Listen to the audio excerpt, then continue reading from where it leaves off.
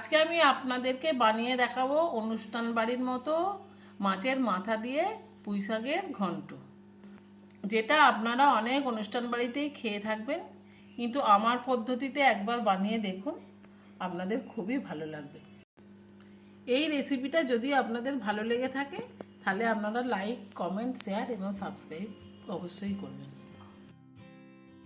এইটা 300 গ্রাম মতো পুঁই শাক, এইটা আমি আগে থেকে কেটে ভালো করে ধুয়ে রেখে দিয়েছিলাম।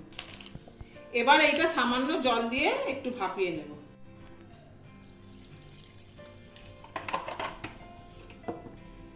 এবার এতে একটা ঢাকা দিয়ে দিলাম। একটা গোটা মুড়ো নিয়েছি, এই মুড়োটাকে ভালো করে ধুয়ে নুন হলুদ মাখিয়ে রেখেছি। এবার এইটাকে ভালো করে লাল লাল করে ভেজে নেব। কড়াইতে তেল দিয়ে দিলাম।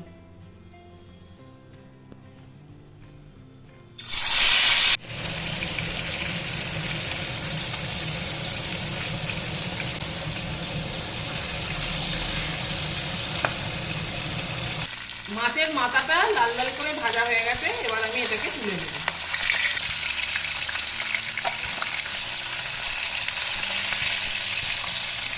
ওই তেলে এবার আমি বড়িগুলো ভালো করে ভেজে নেব।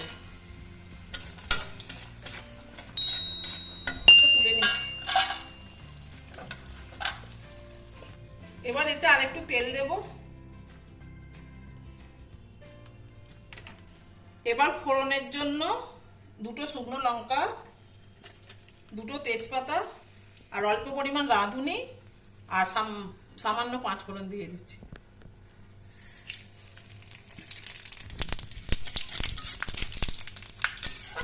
ফোড়নটা ভালো করে ভাজা হয়ে গেলে এবার এতে পেঁয়াজটা দিয়ে দেবো। এটা একটা বড় সাইজের পেঁয়াজ।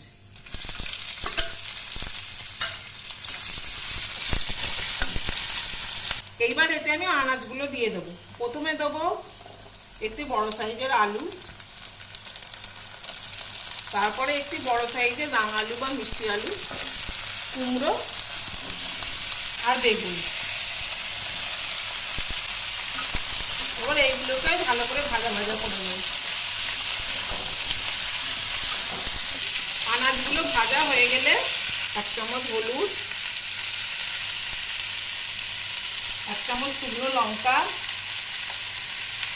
1 চামচ ধনে গুঁড়ো আর 1 চামচ জিরে গুঁড়ো দিয়ে দেবো।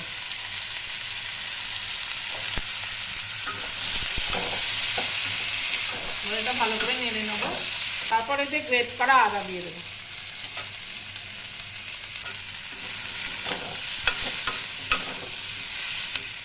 মশলাগুলো কষা হয়ে গেলে এতে মাছের মাথাটা, ভাজা মাথাটা দিয়ে দেবো।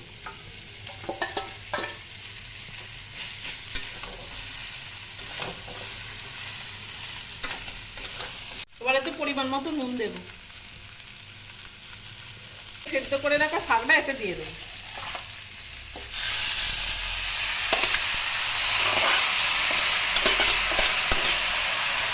এটাকে চাপা দিয়ে সবজিটা সেদ্ধ হতে দেব। 10 মিনিট পরে ঢাকনাটা খুলে দেব।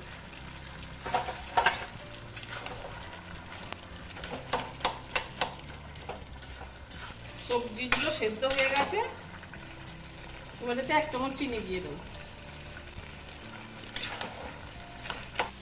ভেজে রাখা বড়িগুলো দিয়ে দিলাম। আর সামান্য সর্ষে বেটে রেখেছিলাম, ওইটাও দিয়ে দিচ্ছি।